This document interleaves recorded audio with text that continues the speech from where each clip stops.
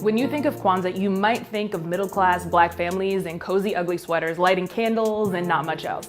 However, it might be more appropriate to think of NFL players kneeling, Black Lives Matter signs, and the resistance toward Charlottesville.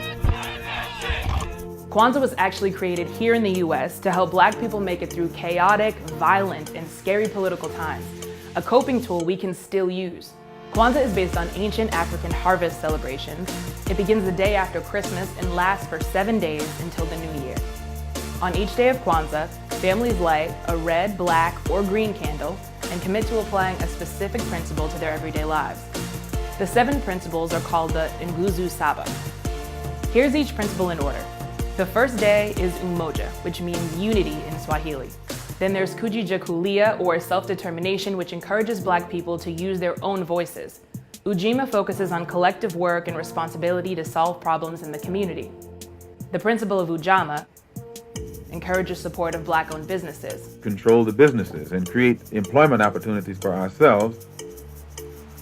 Nia focuses on collectively building Black people back up to their traditional greatness. Kuumba says that Black people should use their creativity to make communities more beautiful. Imani teaches that it's important to have faith in the Black community and that there is value in fighting oppression. Well, I'd like it to be known that I am reinvesting in the Black community. So how did this social justice holiday start? In 1965, police officers pulled over a Black driver in Watts, California, and the stop turned violent. This was before camera phones, but it happened in front of a crowd. Tensions exploded between police and Black residents who were outraged about ongoing police brutality and systemic racism. The community was also under pressure due to federal budget cuts to social programs and a lack of affordable housing, a scenario that unfortunately may sound familiar today.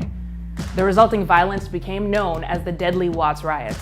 The next year, a Black Power activist created Kwanzaa to promote a commitment to fighting oppression and to encourage global Black unity.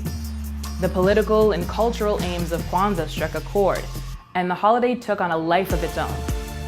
As Kwanzaa moved into the mainstream in the 80s and 90s, it was primarily used to give Black people a sense of pride, heritage, and collective strength. This is important because slavery and colonialization wiped out a lot of our connections to our earlier ancestry and history. Although it's not as popular as it once was, looking at how 2017 played out, we might need Kwanzaa to make a big comeback.